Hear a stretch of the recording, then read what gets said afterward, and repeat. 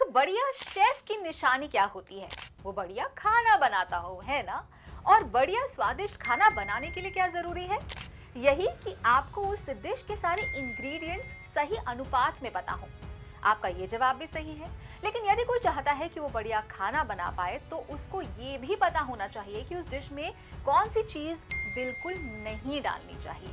ठीक इसी तरह यूपीएससी की डिश की रेसिपी की सबके लिए अलग हो सकती है, लेकिन उस डिश का स्वाद वही ला पाता है जिसको पता हो कि कौन सी चीज अवॉइड करनी है। तो इसलिए मैंने सोचा क्यों ना आज आपके साथ वो चीजें शेयर करूं जो यूपीएससी की तैयारी करते समय आपको अवॉइड करनी चाहिए। नमस्कार, स्वागत है आपका प्रभात एग्जाम के यूट्यूब चैनल पर। ये एक ऐसा प्लेटफॉर्म है जहां आपको मिलती है सभी कम्पिटिटिव एग्जाम से जुड़ी महत्वपूर्ण जानकारियां जो आपको किसी भी एग्जाम में सफल होने में काफी मदद कर सकती हैं।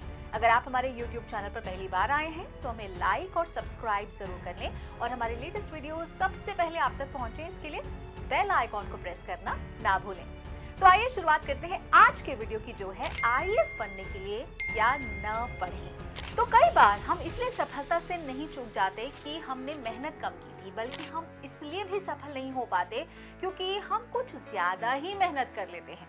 तो यूपीएससी में असफल होने का एक बड़ा कारण ये भी है कि स्टूडेंट्स वो भी पढ़ने में अपनी समय और ऊर्जा खो देते हैं या खर्च कर देते हैं जिसे पूरी तरह से अवॉइड किया जा सकता था और किया जाना भी चाहिए। लेकिन आपके साथ ऐसा नहीं होगा क्योंकि आज का वीडियो खत्म होने के बाद आपके मन में पूरी क्लैरिटी आ जाएगी कि क्या अवॉइड करना है।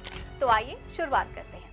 पहली चीज ये कि अपने सिलेबस से बाहर की चीजें पढ़ना। तो कुछ विषयों का अध्ययन करते समय कभी कभी आप अपने पाठ्यक्रम के दायरे से बाहर जा सकते हैं। यूपीएससी पाठ्यक्रम के लिए काफी सामान्य है क्योंकि जो विषय है इसमें बहुत ही जनरलाइज्ड है, लेकिन आपके लिए पाठ्यक्रम का दायरा निर्धारित करना बहुत महत्वपूर्ण है ताकि आप बेकार की चीजों में अपना समय व्यर्थ ना करें। ये विशेष रूप से सामान्य अध्ययन विषय के मामले में फिट बैठता है और साथ ही जब आप समाचार पत्र पढ़ रहे होते हैं तो आप अपने ज्ञान को सीमित कर देते हैं, अन्यथा इसका कोई अंत नहीं होगा। सेकेंड पॉइंट इज, एक ही विषय के लिए कई किताबें पढ़ने से बचें। तो आप परीक्षा में किसी भी महत्वपूर्ण विषय को छोड़ने का जोखिम नहीं उठाना चाहते होंगे, ये बात निसंदेह ऐसा तो कोई भी नहीं चाहता। लेकिन उस स्थिति में आपको क्या पढ़ना है और क्या नहीं, इसकी जो ऊपरी सीमा निर्धारित करना आप भूल जाते हैं, जो बहुत जरूरी है। इनफैक्ट कभी कभी छात्र अच्छे अंक प्राप्त करने के लिए एक ही विषय पर कई अलग अलग पुस्तकों का सहारा लेते हैं। इससे क्या होता है कि उनके बीच एक अनावश्यक भ्रम पैदा होता है और अंततः समय की बर्बादी तो होती ही है। तो सबसे अच्छी योजना ये है इसके लिए कि आप अधिकतम 2 पुस्तकों का संदर्भ लें। थर्ड पॉइंट इज, सभी खबरें महत्वपूर्ण नहीं है। तो यूपीएससी उम्मीदवारों की एक आम धारणा है कि अखबार पढ़ना ऑब्वियसली बहुत ही महत्वपूर्ण है और ये बिल्कुल सही भी है, लेकिन फिर भी एक उम्मीदवार को समझदारी से निर्धारित करना होगा कि उन्हें कौन सी खबरें पढ़नी है, कौन सी खबरें गहराई से पढ़नी चाहिए और कौन सी नहीं। तो इस क्षेत्र के जानकारों का कहना है कि सुर्खियां पढ़ना पर्याप्त है, लेकिन खेल और व्यावसायिक समाचार उतने महत्वपूर्ण नहीं है। तो राष्ट्रीय और वैश्विक समाचार पढ़ना सबसे अच्छा है, साथ ही देश के बारे में भी पढ़ना जरूरी है। प्रारंभिक परीक्षा में स्थानीय और क्षेत्रीय समाचार भी पढ़ना बेकार है। इसके अलावा मनोरंजन समाचारों को ऑब्वियसली पूरी तरह से आप नजरअंदाज कर दें, वो बेहतर होगा, खासकर जब ये हॉलीवुड और बॉलीवुड से आता है। Next is, focus on the quality and not quantity.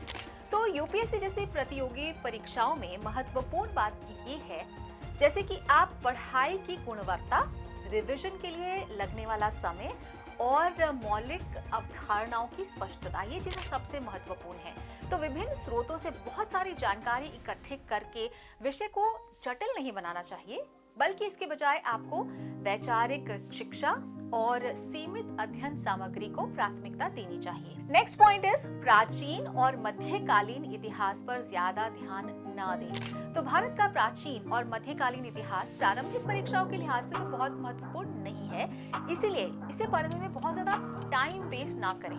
इसकी जगह आधुनिक इतिहास और स्वतंत्रता संग्राम का हिस्सा ज्यादा महत्वपूर्ण होगा। हालांकि आज की घटनाओं को समझने के लिए एनसीईआरटी पुस्तकों से प्राचीन और मध्यकालीन इतिहास आप पढ़ सकते हैं। इतिहास की मूल पृष्ठभूमि समझने के बाद आज के इतिहास पर आप पूरा ध्यान दें। इसमें महात्मा गांधी, स्वतंत्रता संग्राम और कांग्रेस अधिवेशन वगैरह के बारे में आप पढ़ें। नेक्स्ट इज वेबसाइट्स द्वारा प्रदान की गई अनावश्यक सामग्री को ना पढ़ें। तो प्रीलिम्स की तैयारी करते समय उम्मीदवार जो होते हैं वो वेबसाइट्स की मदद ले सकते हैं जो अध्ययन सामग्री, पिछले प्रश्न पत्र, टेस्ट सीरीज, करंट अफेयर्स और अन्य परीक्षा की तैयारी में की जो सामग्री है वो प्रदान करते हैं। लेकिन वेबसाइट से अनावश्यक सामग्री को ना पढ़ें। लेकिन आपको समझना होगा कि इंटरनेट जो है ना एक विशाल सागर है और बुद्धिमानी से आप उन संसाधनों का चयन करें जो आपको लगता है कि प्रीलिम्स परीक्षा के लिए आवश्यक है। तो तैयारी करते समय कई वेबसाइट्स और अनावश्यक स्रोतों का उपयोग करने से आपको